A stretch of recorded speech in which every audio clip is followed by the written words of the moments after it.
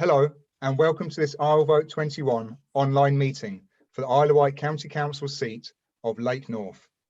A brief word for the benefit of the public. Isle Vote 21 has been formed with the sole purpose of enhancing democracy by providing an unbiased platform for candidates.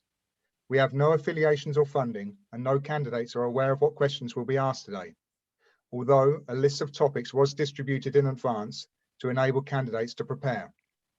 All 138 candidates in this year's County Council election have been invited, either directly or via group and party leaders. The following candidates have been invited to this meeting: Tig Outlaw, Conservative Party; Paul Wilson, Green Party; Gary Clark, Labour Party; and Adrian Whitaker, Independent. In attendance are Paul Wilson and Gary Clark. Adrian Whitaker has sent apologies. Candidates will be asked questions from our pool of questions, plus others that have been submitted by the public regarding island-wide issues and their specific locality. Candidates have been informed that there is a 2-minute limitation on answers. I will raise my hand when we approach that cutoff, and I request that the candidates finish up promptly afterwards. Before that commences, candidates have 2 minutes to give a personal statement. Paul, if you'd like to go ahead, please. Good evening, I'm Paul Wilson and I'm your Green candidate for Lake North. I moved back to the island with my family 4 years ago, where we had our second child and built a beautiful life together.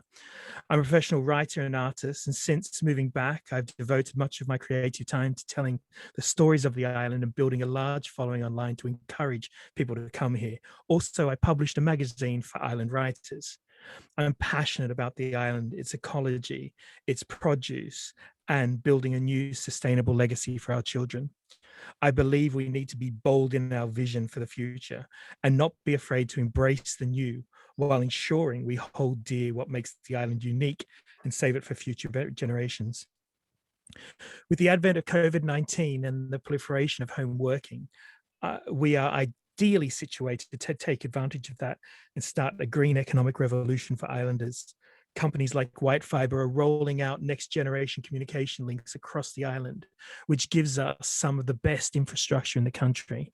Combine that with our way of life, and we can encourage the best and brightest to the island and give our residents well-paid, sustainable 21st century jobs. I'm devoted to building a better community, better jobs, greener tourism, and open government who listens and delivers. Now is the time for change. Now is the time to bring fairness back to the island. Now is the time to ensure we secure our legacy, and only the Green Party truly wants to fight for these things. We can build a better island together. We can be bold and looking after our home at the same time. We have the opportunity for change right here, right now, and I want us to take that change together. Thank you very much, Paul. Gary, please, your 2-minute introduction. Hi, I'm Gary Clark. I'm the Labour candidate. I live in Shanklin. I moved to the Isle of Wight in 1998. I'm standing in Lake North because I'm very concerned about the local school. My background is education. I was originally teaching in the prisons, but then I spent most of my time in the island as head of sixth form at Sandown High School and Sandown Bay Academy. I'm mainly going to talk today about the fact that the Tories have had millions in cuts and then chucked a 5% rise in council tax on everybody on the island. And I'll talk more about that later, but I mainly want to talk about education. The Tories promised to make all schools good or outstanding within 4 years. It's not happened. None of our secondary schools are above average. One is average, the rest are below average. They are not outstanding as promised by the Tories in 2017. My other concern is child poverty. Here we are in the affluent southeast with over 7,000 kids in poverty. We've got about 250 local children in temporary accommodation. We've got 7% unemployment, and wages, according to the ONS, are about £100 a week less than in the mainland.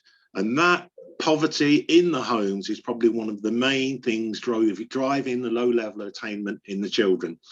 It's also driving my third concern, which is the state of our high streets. It's not just the internet that's killing our high streets, it's being in a low wage economy.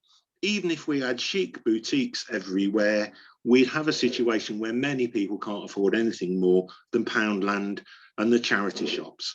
So I ask you to vote for Labour's plan to regenerate the Isle of Wight using the existing funds, because what you've got now is the Tories offering more of the same. That's what it says on their leaflet, and that more of the same is more cuts in return for your 5% tax rise. Thank you very much. First question to you, Paul. We cannot escape the fact that services cost money and budgets are severely constrained. Can you describe ways to close the gaps between income and expenditure? The only way, well, you can't actually close the gap. All you can do is increase expenditure, and we need to be putting that burden rather than on the individual people, but on business and encouraging the economy within the island to flourish. You can't expect people to pay higher and higher taxes and get more and more services slashed. And that's the situation that we're in.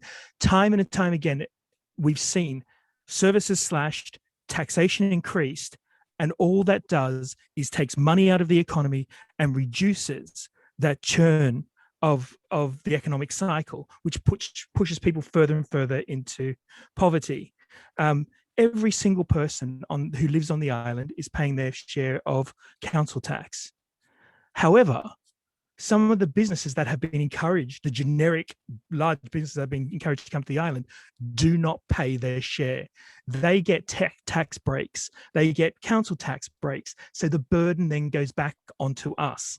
We need to be encouraging local business. We need to be encouraging sustainable business. We need to be encouraging people to retrain and to get better and higher paid jobs on the island. We need to encourage those jobs on the island so that we have much more money circulating, which therefore will increase the coffers within the council.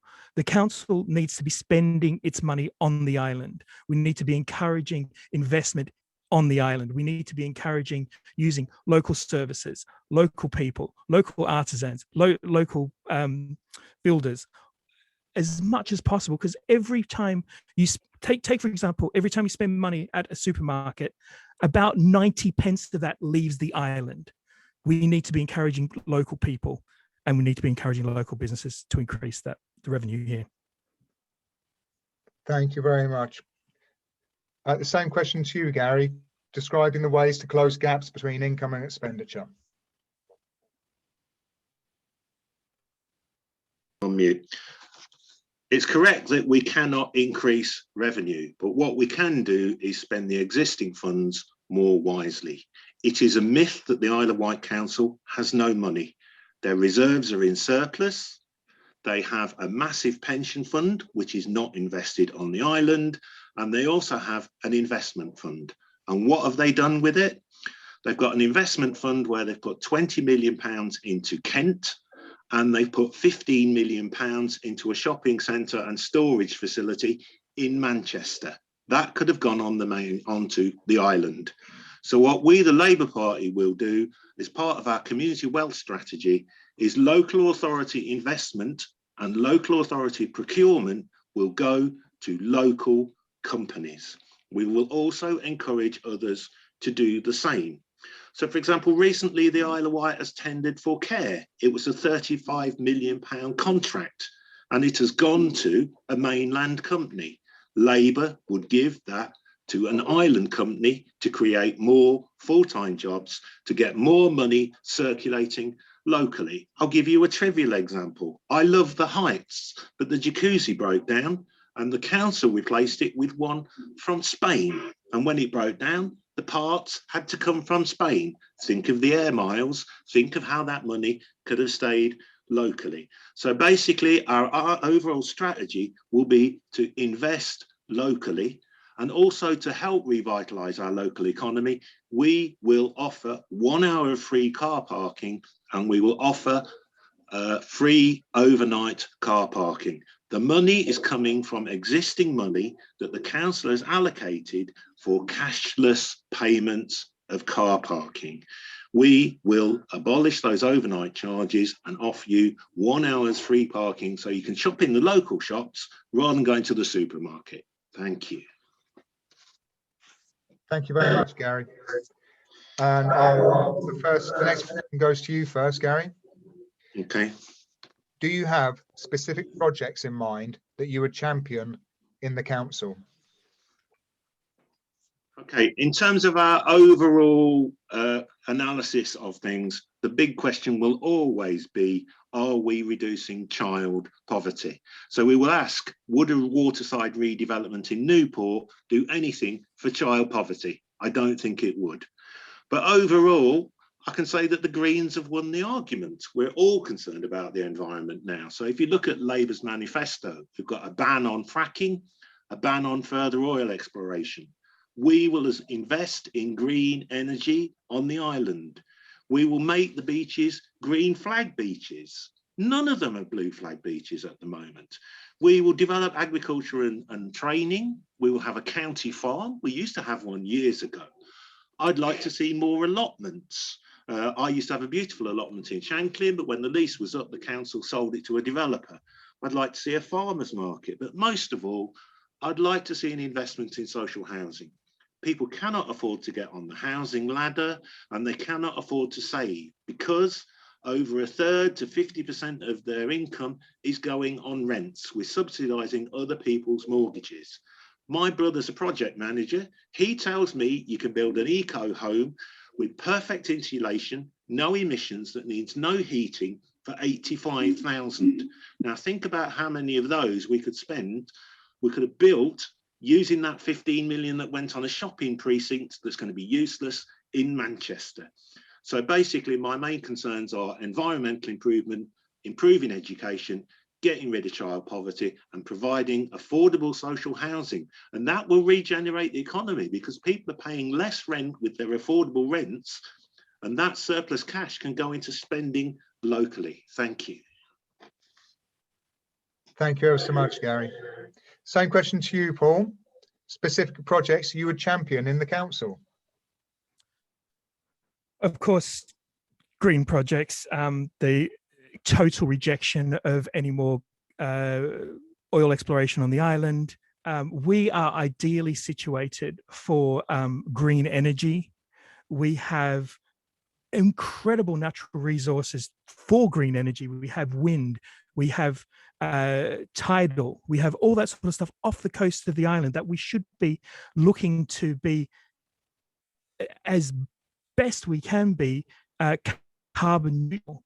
And I think we need to be investing in those sorts of things. Also education for adult education, to bring standards up, to encourage people to be able to get better jobs, and encouraging a 21st century economy on the island. We have an economy that is based on tourism, and we have a beautiful place for that. We have a beautiful island, we have beautiful resources, and of course people want to come and visit here, but we have people who are working 6 months of the year, maybe even less, 4 months in some cases, and that is not sustainable.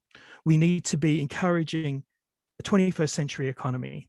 We need to be encouraging green tourism, not just coming here and trampling on everything. We need to be encouraging green energy, and we need to be stopping any sort of gas or fossil fuel exploration, oil exploration on the island, which is just going to devastate what is some beautiful natural habitats.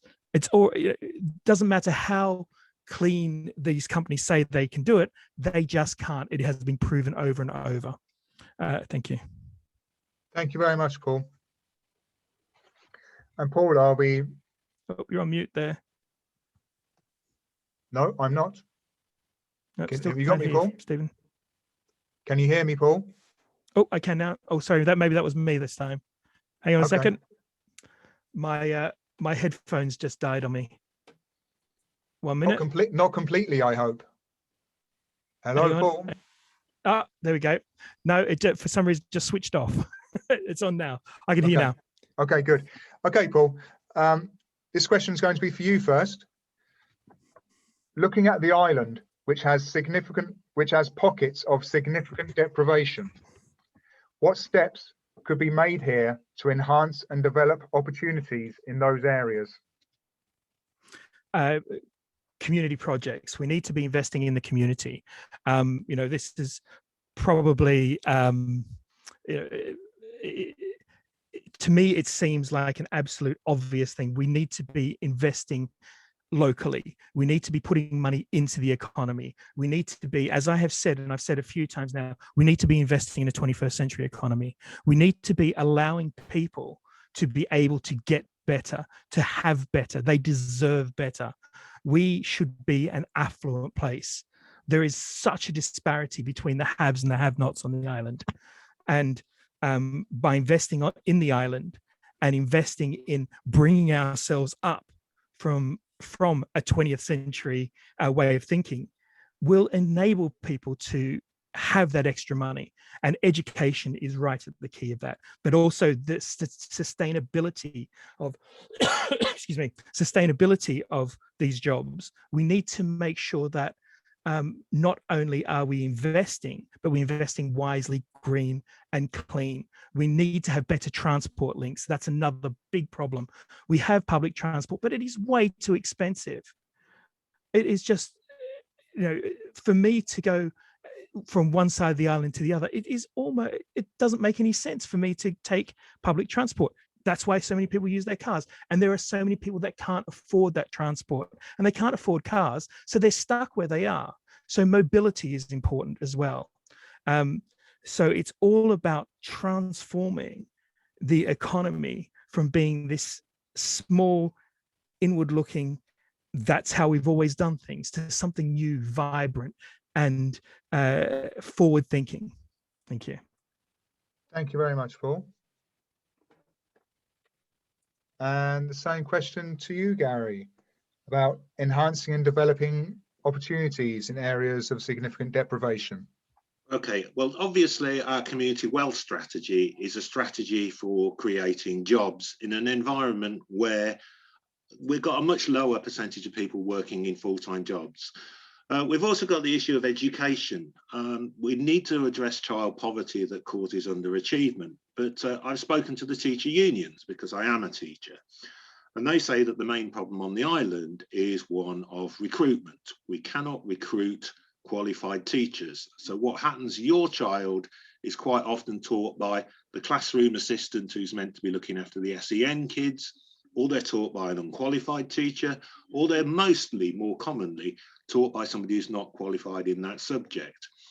I have two solutions. One, we need to address the terms and conditions of school teachers on the island because they are worse than in other schools and in the academies, and it puts people off from moving here.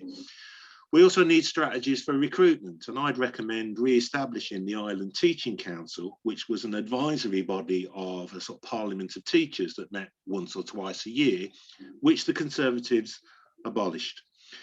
Obviously, we'd like to see an expansion in adult education, and we will stop rolling over and accepting the cuts that are imposed by the central government. Their friends in the Tories here just roll over and accept every cut. We've got lots and lots of school premises that could be used in the evenings for adult education.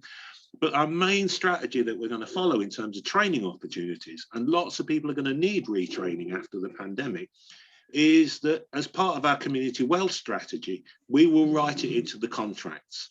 So we will do local investment and local procurement. So example, if we spent 35 million on a care home project on the island, we would write it into the contract for the local provider that they will have a minimum level of wage, a median level of wage, and that all staff will have the opportunities to train at the college or wherever. Thank you. Excuse me. Thank you very much, Gary. The next question is going to be for you first, Gary. We're halfway through now, so 3 more questions. What will you do to address all the empty shops in each town? The main streets are dying. What should the council do to specifically address this issue? And I should add that the next 2 questions have been submitted by the public. Okay, it's an easy answer. There's one side of demand management, isn't there? What we've had is a Tory experiment over the years whereby the belief is that you revitalise the economy by making the rich richer and it will trickle down. It doesn't work. So we will end that austerity strategy by creating more jobs, more social housing, so people have got more money in their pockets to spend. Secondly, on the supply side, we will look into the leases of properties, and if it's affordable, we will take on those leases and rent them out. They say we're not the party of business. I run an online record shop. The chair of the Labour Party runs a chip shop. We know the score. We will not throw money at the thing unless it brings a good rate of return. But what we'd like to do is buy the leases and take on the leases of the empty properties. The other thing we'd like to do is do something about more compulsory purchase. I see in the county press today, Bob Seeley is saying that the council should do more compulsory purchases. There's an empty shop on the street where I live. It's been empty for 10 years. It's not even boarded up. We should do a compulsory purchase and make reuse of that. We've also got lots of empty homes. 1 in 20 homes are out of use at the moment. But basically, our overall strategy is to get more money into people's pockets and keep it circulating locally rather than going off island. And if it's affordable, we will take on the leases. Now, obviously, we're not going to take on the lease of that Brightside building that Alan Sugar owns. We looked into it. He wants 100,000 a year rent. Well, that's just ridiculous. But we need to do something. We've got a capital town that doesn't even have a post office. Thank you, Gary. Same question to you, Paul, just one more time. What will you do to address all the empty shops in each town? The main streets are dying. What should the council do to specifically address this issue? We need to revitalise the high streets. We need to encourage people to go to the high streets. We need to encourage local business in those high streets. We need to going back to transport links. We need to make transport more affordable so people can get to the local shops. We need to encourage a wide variety of local business in the high streets. We need to encourage local producers to be able to sell locally in the high streets. We need to stop encouraging external large companies coming to the island and then subsidizing them, because, and I said this before, for every pound that people spend, in some cases 90 pence leaves the island, which tells you that a tiny proportion is going to islanders. We are throwing our money away. The only way we can revitalize local the local high streets is by encouraging local business and sustainable business. And we need to be looking at ways of bringing local producers in and giving them the opportunity. Some of the best produce in the country is produced here. You know, when my wife and I first moved to the island, we decided to do an experiment, and that experiment was to stop going to supermarkets for a month. 4 years later, we're still not going to supermarkets. We're going to local producers. We go to local butchers. We go to greengrocers. We go to fishmongers. We have that local connection with those people, and that's what we need to be doing. We need to bring it all back locally, and we need to have the transport and the parking, and we need to have it local. Thank you very much, Paul. Another question, this one's for you first. We have had many questions pertaining to cross-Solent travel links, ferries, reliability and costs. How would you address existing concerns, and do you have a vision for improved connectivity? we have to ensure that people see these services as an essential service. So we need to ensure that the ferry companies are locked into contracts where they cannot take away those services. We need to look into ways of subsidizing transport for local people to be able to get to and from. They are vital links for the island.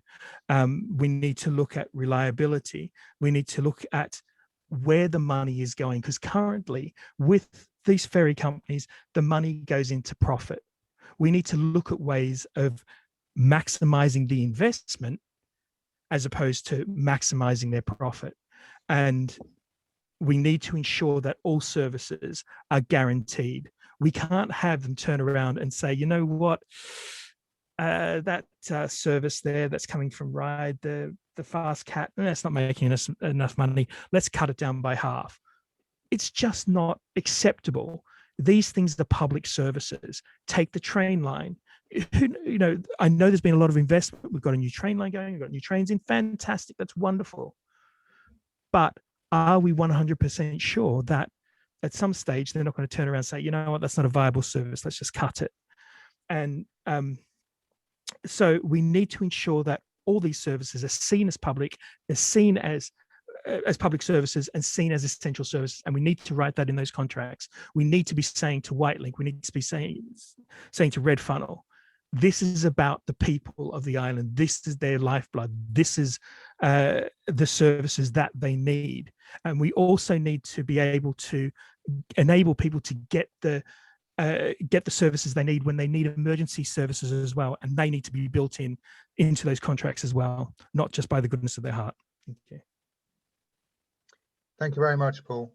And same question to you, Gary, about improving the cross-Solent travel links. Obviously, given the cutbacks they've had during the pandemic, they're going to try and use that as an opportunity to cut back in their existing services, and we won't let that happen. We will work with the service level agreements that we have with the ferry companies and the hover companies, that they offer more and better discounts for islanders. I don't know about you, but I regularly get these books of vouchers where you put the code in on the internet, and then you try and book at the time that you want to travel, and you're told that the ferry is full. And then you try and book it at full price without the discount, and there's plenty of room on the ferry. We will put an end to that. The other thing that's an absolute disgrace is people having to pay for their NHS treatment on the mainland and paying for the transport to get there. People should not have to pay to get a ferry. I know they get a slight discount, but it should be free. We will work on that. But of course, Labour have got a bigger strategy.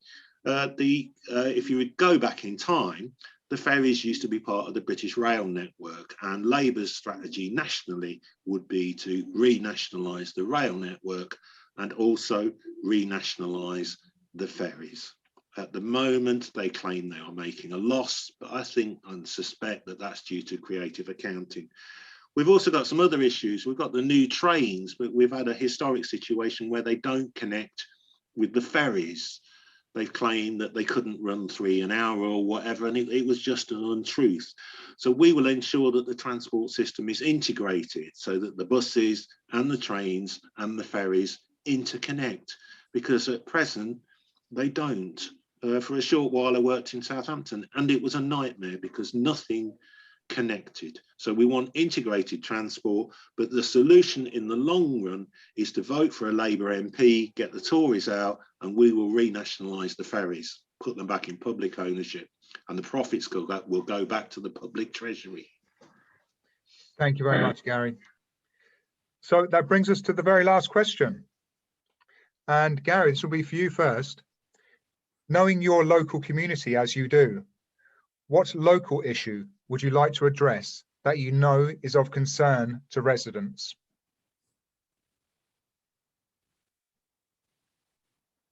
Last night it was very easy because the guys both shouted motorbike racing. So obviously they have a big issue in that part of the Isle of Wight. So Gary, that's for you first, please. Okay, one additional issue that I'd like to maintain. So obviously education, child poverty, state of the high streets, the state of our seas. But the thing that's an absolute disgrace on the island is the lack of NHS dental services. People cannot get an NHS dentist. The lists are all full. They can't take anybody. I actually do have an NHS dentist, and the NHS dental service on the island could not provide the treatment that I required because they didn't have the specialist equipment, and I had to go private, and it cost me over a month's pay to go and have it done privately on the mainland. So my number one concern that lots of people have mentioned to me, in addition to housing and poverty and education, is to improve the NHS dental services so that everybody who needs access to an NHS dentist gets it, and it's got high quality, up-to-date equipment, which the dentists on the islands don't have, and you're not forced to go and pay several £1,000s to have it done on the mainland in a private practice. That'll do. Okay, thank you very much. So over to you, Paul. Something specific for the local area. So I live in Lake North. We chose to move here. We found a beautiful house and in a quiet street. We found it central, you know, all those sorts of things. But every day I see issues with our local area. The high street, it's not a high street. It's a concrete mess. We're seeing issues with the roads. They are falling to pieces. The road on my street, for example, in the last 4 years, 22 times they've come out and plugged little holes in the potholes, but it is turning into a dirt track. And it's not just here, it's other streets as well. We need to look at the transport, because not only does it wreck cars, it is awful for the environment. And every time people have to slow down and slam their brakes on to miss potholes and all that sort of stuff, it wreaks havoc with the engines and makes them less efficient, more and more pollution. So that's one thing that I think is really important. We need to look at the roads. The next is the beaches. We need to look at the beaches. The state of the sand, for example. When we moved here 4 years ago, there was at least some management going on. There is now zero management that I can see of the beaches, and the sand is eroding away. So we got an erosion problem, which in turn creates a problem for housing, which also in turn creates a problem for the environment as a whole. So environment, the roads, the beaches, we really need to look at those. So that if I was to put those in as my last little bit. Thank you very much, Paul. Well, there is one last little bit, closing statement. So Gary, if you'd like to go ahead. Okay, I live in Shanklin, but my connection with Lake is my concern about the Bay Secondary School, which is in Lake, where I used to work. My address doesn't actually appear on the ballot paper because I work as an A-level examiner, and they won't allow us to put our addresses in the public domain for whatever reason. Obviously, Labour have a strategy to revitalise the economy at no additional cost to the local community. The Tories are on their leaflets are saying, vote for us and you will get more of the same. Who wants more cuts? Who wants a 5% rise in council tax every year? Unlike the present incumbent, I did turn up today. Unlike the present incumbent, I will turn up to council meetings, and when appointed to cabinet, I will stay on the cabinet rather than backing down. Vote Labour for a change. Thank you, Gary. So, and finally, over to you, Paul. I started out tonight by telling you how I moved back to the island with my family and how it was the best thing that we'd ever done. This is our home just as much as it's yours. And I know that we want to ensure that we continue to foster this beautiful place. We moved to Lake North. We live in Lake North. The opportunities for ourselves and our children are limitless as long as we work together for that future. Our home is beautiful and fragile and needs to be protected. And I think everyone can agree with that. And there is only one way we can ensure that it stays safe. I said that I believe we need to be bold. I said that we can be more, and I wholeheartedly believe that we deserve to be better and have a brighter future. Let's work to bring a green economic revolution to the island. Let's bring sustainability, well-paying and permanent jobs to the island. Let's do this for us and our children. If you elect me, I will be driven by this promise, a promise of a better, fairer, and more sustainable island. I make the pledge right here to fight for everyone in Lake North and the whole island. I will hold those that need to be held to account. I will always listen with an open mind. And as we close out this evening, I'd like to remind people that we need to be looking into the future and not the past.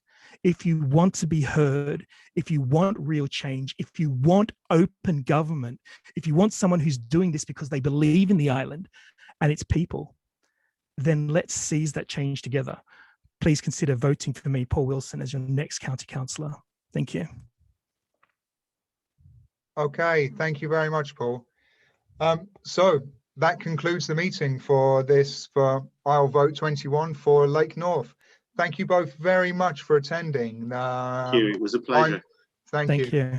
I'm very grateful, and I think the residents of Lake North will be grateful as well when they click on and they see at least a couple of faces from who are on the ticket.